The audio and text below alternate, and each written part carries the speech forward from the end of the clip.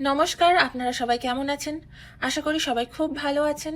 আমার এই ছোট ছোট টিপসগুলো যদি আপনাদের খুব ভালো লেগে থাকে, উপকার হয়ে থাকে, অবশ্যই আমার চ্যানেলটাকে, আমার পেজটাকে ফলো করবেন। ইউটিউবে দেখে থাকলে অবশ্যই সাবস্ক্রাইব করে দেবেন। আজকের একটা বিশেষ কথা, বিশেষ উপায় নিয়ে এসেছি এবং এই কথাটা কিন্তু আপনারা আপনাদের সাথে রিলেট করতে পারবেন আশা করি। রাতে ঘুমাতে যাওয়ার আগে অনেকেই আছে আমাদের মধ্যে, প্রত্যেকেই কখনো না কখনো এই সময়টা ফেস করেছে। অবশ্যই আপনারা কমেন্টে জানাবেন।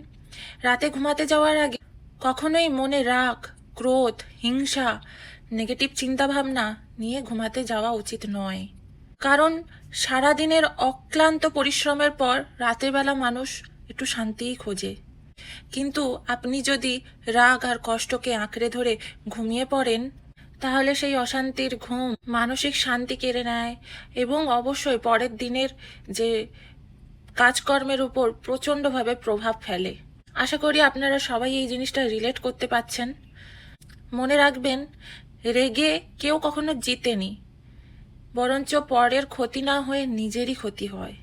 যদি সম্ভব হয়, ঘুমানোর আগে সবাইকে ক্ষমা করে দিন, কয়েক মিনিট ঈশ্বরের নাম নিন, কৃতজ্ঞতা প্রকাশ করুন এবং মনে বলুন, আজ যা হয়েছে আজই শেষ, আগামীকাল নতুনভাবে শুরু করব।